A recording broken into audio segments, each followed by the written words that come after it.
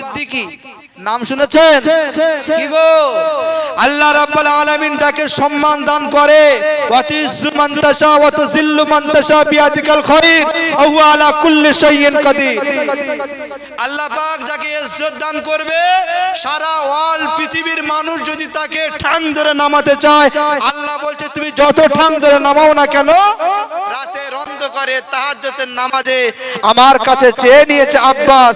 আয় আল্লাহ, সারা পৃথিবীর মানুষ আজকে আমার বিরোধিতা করছে, আমাকে মেরে দেওয়ার প্ল্যান করছে, আপনার কাছে বিচার দিয়ে দিলাম, আল্লাহ আপনার বিচারটা করে দেবেন। আল্লাহ রাব্বুল আলামিন তার বিচার করে দিয়েছে। কি গো যায়নি? কি গো বক্তব্য আজকে যেহেতু নবী দিবস বলে বক্তব্য অন্যদিকে আমি নিয়ে যাই। আমার কথা হচ্ছে শুনুন, ফুরফুরা সিলসিলার বক্তাকে এখানে আনুন। ফুরফুরা সিলসিলার বক্তা যখন আনবেন, সব পেঁচ কেটে দিয়ে ঠিক জায়গায় দড়িটা রশিটা পুঁতে দিয়ে খুঁটিটা পুঁতে দিয়ে তোমাদের চোখে চোখ রেখে আঙুল দিয়ে দেখিয়ে দেবে তোমাদের ভুলটা কোথায়। আমি সাইফুদ্দিন কিছুটা বলে গেলাম, আগামী বছরে ফুরফুরা সিলসিলার বক্তাকে নিয়ে আসবেন, চোখে চোখ রেখে আঙুল দিয়ে বলে দেবে। জোরে বলুন সুবহানাল্লাহ।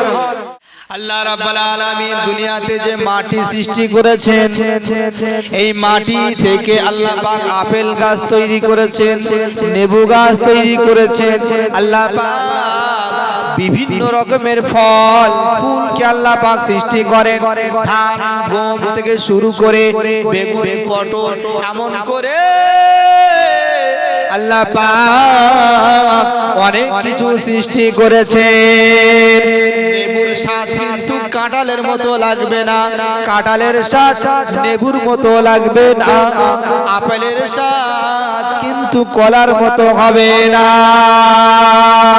সমস্ত স্বাদ কিন্তু আল্লাহ পাক মাটির মধ্যে রেখেছেন। এজন্য করে আল্লাহ রাব্বুল আলামিন এই মাটিটাকে দিয়ে আল্লাহ পাক রুটি করবেন, আল্লাহ পাক খামির করবেন, করার পরে বান্দা যখন খাবে, জান্নাতি মানুষ যখন খাবে, যখন সে কামড় দেবে, একদিকে কামড় যখন দেবে, দেওয়ার সাথে আপেলের স্বাদ পেয়ে যাবে, আর একদিকে যখন কামড় দেবে লেবুর স্বাদটা পেয়ে যাবে, আর একদিকে কামড় দেবে কলার স্বাদটা পেয়ে যাবে। এমন করে যতবার সে কামড় দেবে নাকের ধারে নিয়ে আসবে, গাল দিয়ে যখন সে খাবে, বিভিন্ন কোয়ালিটির সেন ঘ্রাণ সে পাইতে সে তখন পেতে থাকবে। এজন্য করে আল্লাহ পাক মাটি দিয়ে আল্লাহ পাক রুটিকে বানাবে।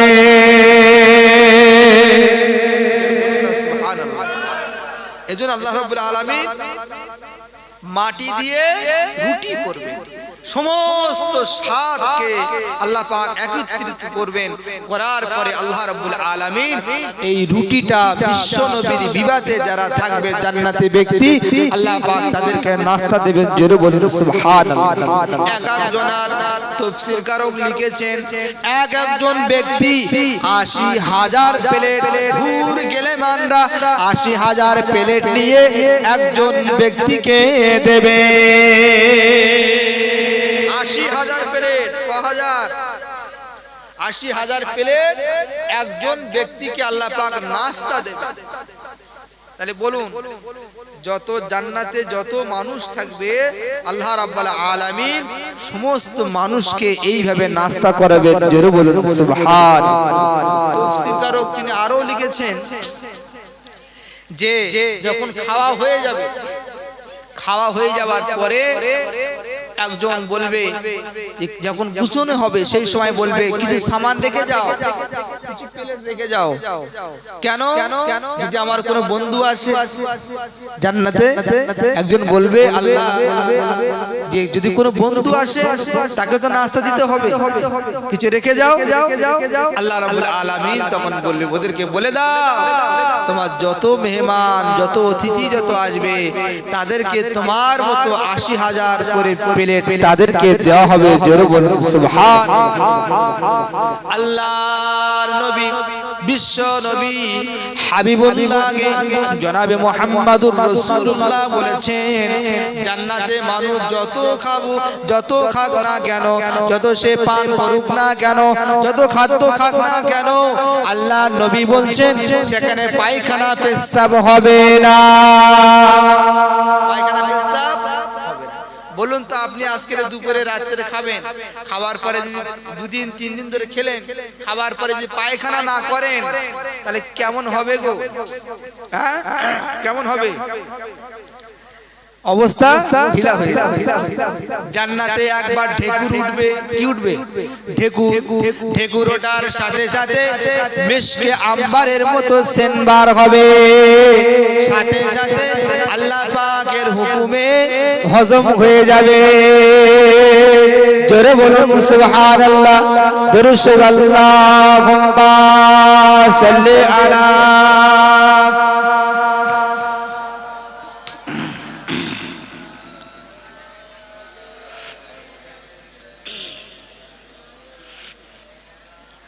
জোরে জোরে লা ইলাহা ইল্লাল্লাহ।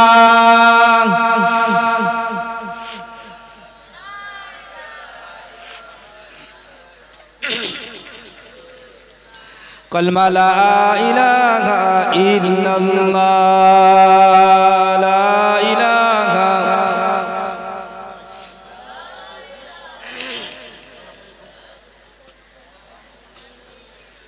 কলমা লা ইলাহা ইল্লাল্লাহ, জোরে জোরে লা ইলাহা।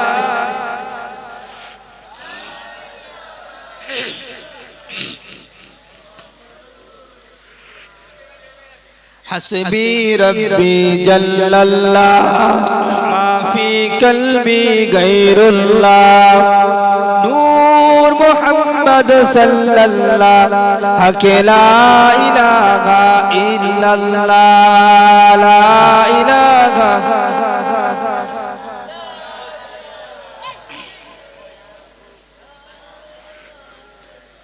কলমা লা ইলাহা ইল্লাল্লাহ, লা ইলাহা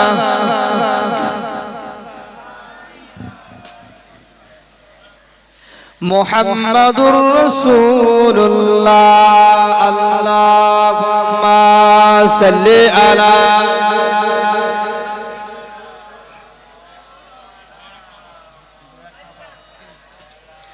ওয়ালা আলি সাইয়্যিদিনা মাওলানা মুহাম্মদ।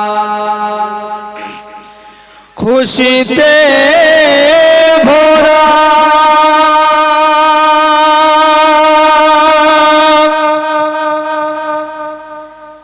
দেখো না, দেখো না, খুশিতে ভরা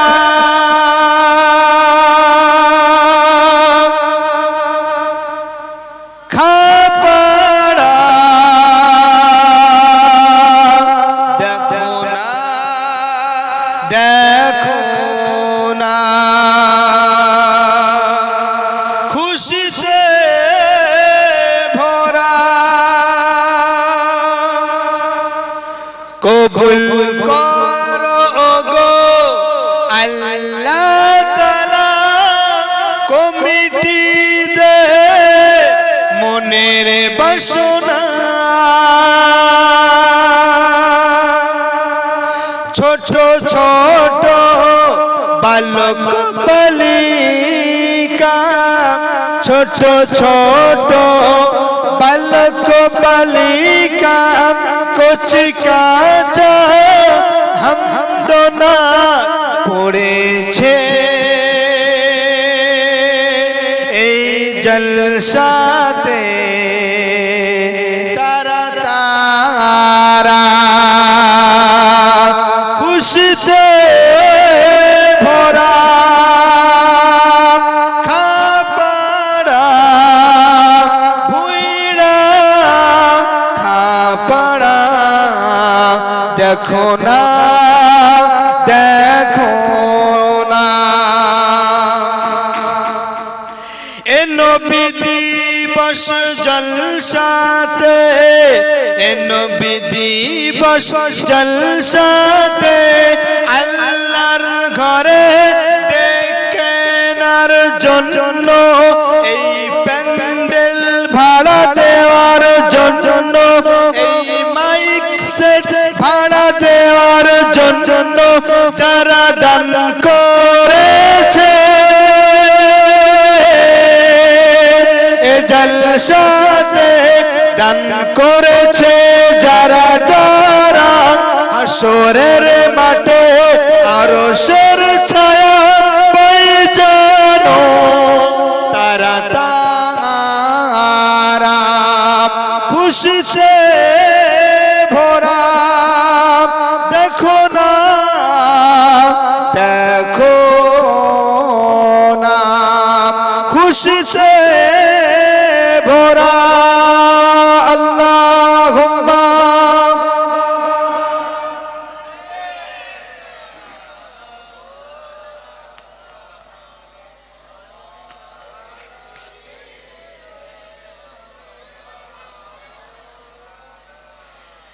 মায়ের কোলে আয়ের চলে ওমর মুহাম্মদ দুদু মা ডাকে তোমার আয়রে ফিরে আয় মানিক আমার ওগো আয়রে ফিরে আয় মানিক আমার মায়ের কোলে আয়ের চলে ওমর মুহাম্মদ দুদু মা ডাকে তোমার আয়রে ফিরে আয় মানিক আমার ওগো আয়রে ফিরে আয় মানিক আমার কেঁদে কেঁদে এসে বলে শোনো আম্মি জান কেড়ে নিয়ে গেল কারা আমার দুধের ভাই জান কেঁদে কেঁদে এসে বলে শোনো আম্মি জান কেড়ে নিয়ে গেল কারা আমার দুধের ভাই জান এতক্ষণে হয়তো তারা নিয়ে নিয়েছে জান বুকু ফেটে যায় মা গালিমার ওগো বুকু ফেটে যায় মা গালিমার ছেলের মুখের দিকে শুধু তাকায় বারে বার ছেলের মুখের দিকে শুধু তাকায় বারে বার আহা বাছা কোথা আমার আয়রে ফিরে আয় মানিক আমার ওগো আয়রে ফিরে আয় মানিক আমার মায়ের কোলে আয়ের চলে ওমর মুহাম্মদ দুদু মা ডাকে তোমার আয়রে ফিরে আয় মানিক আমার ওগো আয়রে ফিরে আয় মানিক আমার আল্লাহর নবী দুধমা হালিমা রাদিয়াল্লাহু তাআলা হযরতে হালিমাতুস সাদিয়া রাদিয়াল্লাহু তাআলা কেমন মহিলা ছিলেন আপনারা শুনেছেন আল্লাহর নবী যখন মায়ের গর্ভে ছিলেন তাফসীরকারক লিখেছেন আল্লাহর নবী আম্মা জান আমিনার গর্ভে যখন বিশ্ব নবী যখন ছিলেন আল্লাহর নবীর আম্মা জান যখন কুয়ার কাছে যেতেন কুয়ার পানিটা আস্তে আস্তে আল্লাহর নবীর খাতিরে কুয়ার পানিটা আস্তে আস্তে উপরের দিকে উঠে চলে আসতে জোরে বলুন না সুবহানাল্লাহ আল্লাহর নবী যখন মায়ের গর্ভে ছিল সেই সময় আল্লাহর নবীর আম্মা জান যখন কুয়ার পাশে যেত কুয়ার পানিটা আস্তে আস্তে উপরের দিকে উঠে আসতো জোরে বলুন সুবহানাল্লাহ মক্কার চাচিমারা মক্কার মহিলারা আমিনাকে বলেন ও আমিনা তুমি বাড়িতে যোনি বাড়িতে গেলে কুয়ার পানিটা আবার কুয়ার শততলে চলে যাবে ও আমিনা তুমি একটু রুকে যাও একটু দাঁড়িয়ে যাও তোমার তোমার ওই কলসিটা, তোমার পানির পাত্রটা আমরা তোমার বাড়িতে পৌঁছে দেব। আমিনা তুমি এখানে বিশ্রাম নাও, একটু বসো, বাড়ি চলে যেওনি।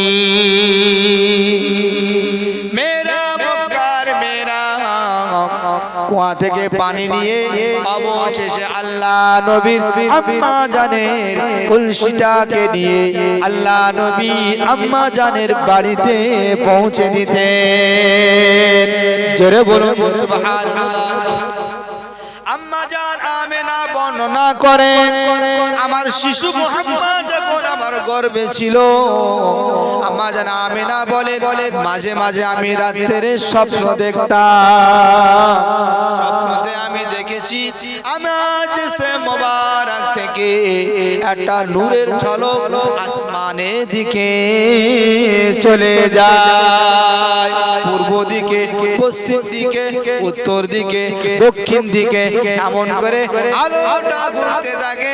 খেলতে খেলতে অবশেষে ওই নূরের ঝলকটা আমার জিসম মোবারকের মধ্যে প্রবেশ করে যায়। শুধু তাই নয়, আম্মা জান আমেনা বলেন আমি দেখেছি আমার মুহাম্মদ যখন আমার গর্ভে ছিল কোনো দিনের তরে আমার কষ্ট হয় না। জোরে বলুন সুবহানাল্লাহ। আপনারা দেখেছেন আমাদের মায়েদের, আমাদের বোনেদের, বেটিদের যখন পেটে বাচ্চা থাকে আস্তে আস্তে 1 মাস, 2 মাস, 3 মাস, 4 মাস, 7 মাস, 8 মাস, 9 মাস হয়ে যায়। আস্তে আস্তে করে যখন দিন যত বাড়তে থাকে আমার মায়েদের, বোনেদের পেটটা আস্তে আস্তে বাইরের দিকে চলে যায়। কিন্তু আম্মা জান আমেনা বলে একজন নারী যুবতী মেয়ে তার যেমন পেটটা হয় তার মতো আমার এই পেটটা ছিল কোনো দিনের তরে আমার মুহাম্মদ যখন আমার গর্ভে ছিল আমার পেটটা বাইরে বার হয় না। জোরে বলুন সুবহানাল্লাহ। কেমন নবী ছিলেন ও আমার মায়েরা, বোনেরা, বেটিরা, আমার আব্বা জানেরা, এমন একটা নবী ছিলেন। শুধু তাই নয়, আল্লাহ নবীর আব্বা জানের, আল্লাহ নবীর আব্বা জানের কথা মনে পড়ে যায়। আব্দুল্লাহ যখন বাইরে ঘুরতে যেতেন গ্রামের লোক যখন আব্দুল্লাহ দিকে তাকিয়ে থাকতো আল্লাহ নবীর কপালে যেন নূরের ঝলক ছিল। জোরে বলুন সুবহানাল্লাহ। ও ভাই জানেরা, কত কথা বলবো, একের পর এক হাদিস মনে পড়ে যায়। আল্লাহ নবী আব্বা জান যখন বিয়ে করেননি, অর্থাৎ আল্লাহ নবীর আম্মা জানকে যখন আল্লাহর নবীর আব্বা জান আব্দুল্লাহ যখন বিয়ে করেনি, যুবক ছিল, ইয়াং ছিল, ওই সময় মক্কার ওই সময় যুবক যুবতী মেয়েরা, যুবক যুবক মেয়েরা আল্লাহ নবীর আব্বা জানের দিকে ফেল ফেল করে তাকিয়ে থাকতো। কেন জানেন? কেন? আল্লাহ নবীর আব্বা জানের কপালে এমন একটা নূর আল্লাহ দিয়েছিলেন, ওই নূরের আকর্ষণে মেয়েরা আব্দুল্লাহ দিকে তাকিয়ে থাকতো। বাড়িতে প্রস্তাব দিত আব্দুল্লাহকে তোমরা কি বিয়ে দেবে? আব্দুল্লাহর আব্বা জানের কাছে গিয়ে বলতো, আব্বা জানের কাছে মেয়ের বাপেরা গিয়ে বলতো তোমার আব্দুল্লাহকে আমার মেয়ের সঙ্গে বিয়েটা দাও। আল্লাহ নবীর আব্বা জান বিয়েতে রাজি হতেন না। ও ভাই জানেরা, আল্লাহ নবী যখন আল্লাহর নবীর আব্বা যখন বিয়ে করলেন, বিয়ে করার পরে আম্মা জানের সঙ্গে যখন আল্লাহর নবীর আম্মা জানের সঙ্গে যখন বিয়েটা হয়ে যায়, হয়ে যাওয়ার পরে কয়েক সপ্তাহ পরে আল্লাহ নবীর আব্বা জান যখন গ্রামে ছেলেদের কাছে গিয়ে বসে, তখন আর আল্লাহ নবীর আব্বা জানের দিকে কেউ অমন করে আর কেউ তাকিয়ে থাকে না। আল্লাহ নবী বিয়ের আগে, আল্লাহ নবীর আব্বা জানের বিয়ের আগে নূর ছিল, সেই নূরটা যখন বিয়ে করলেন, আমিনাকে বিয়ে করলেন, বিয়ে করার পরে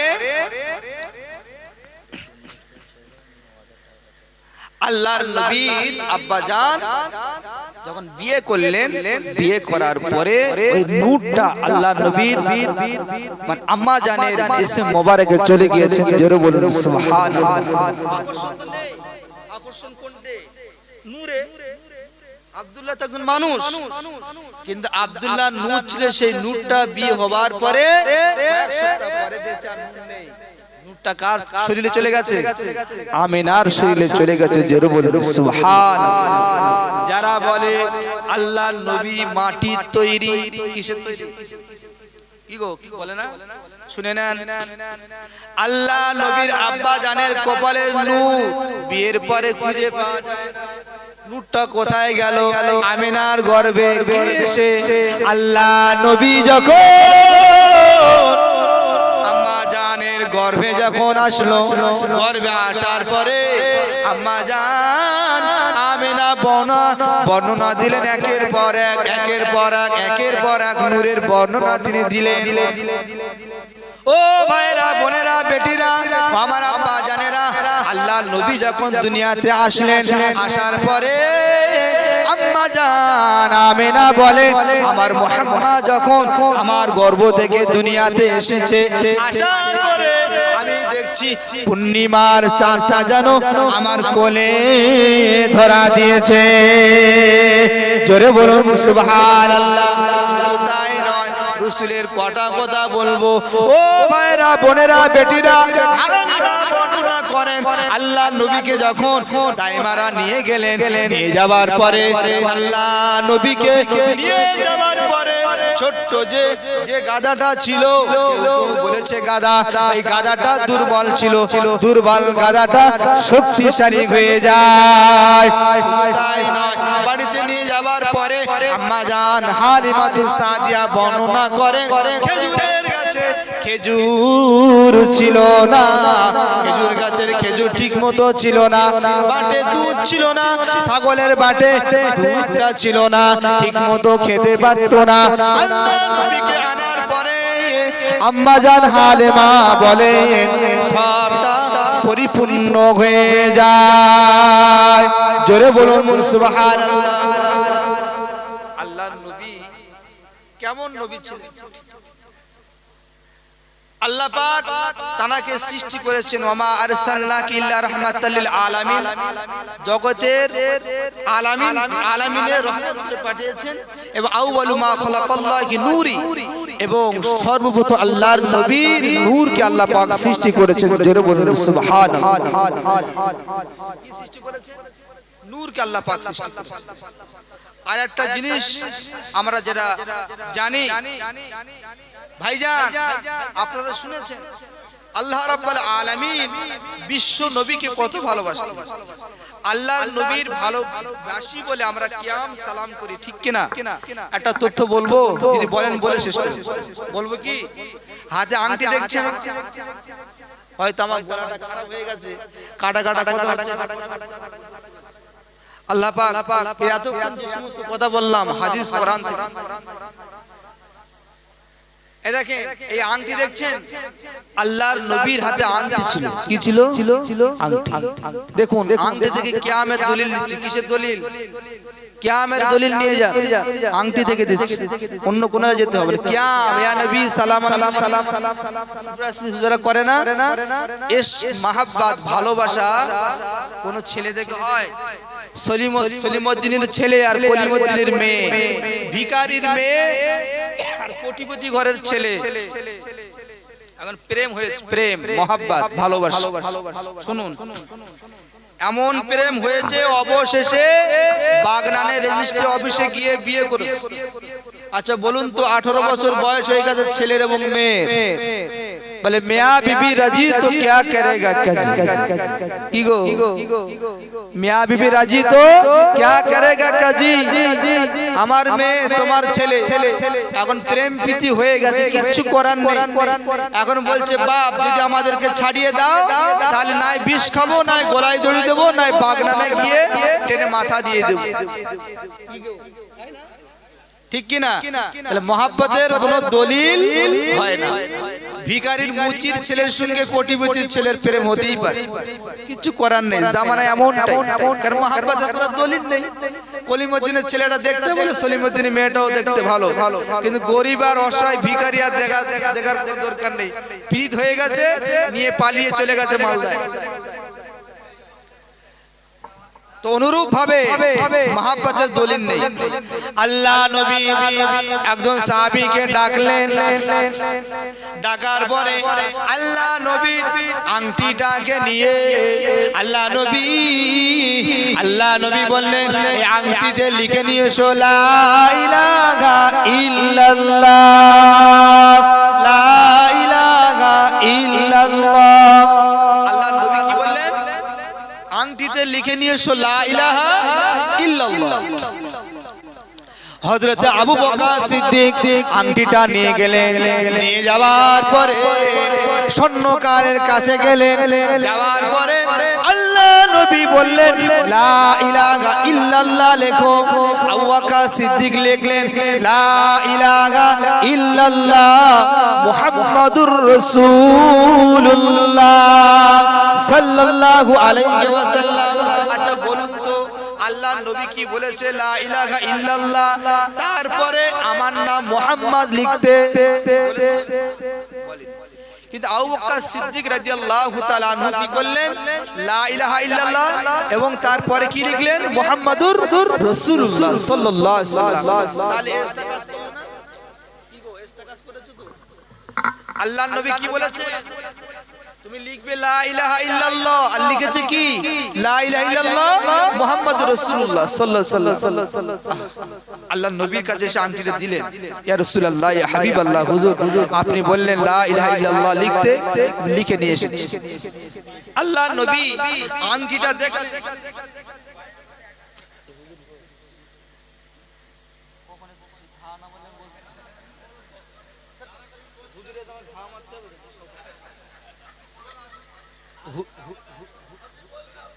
হুজুর এসে তো আমাকে তো টাচ করতে হবে।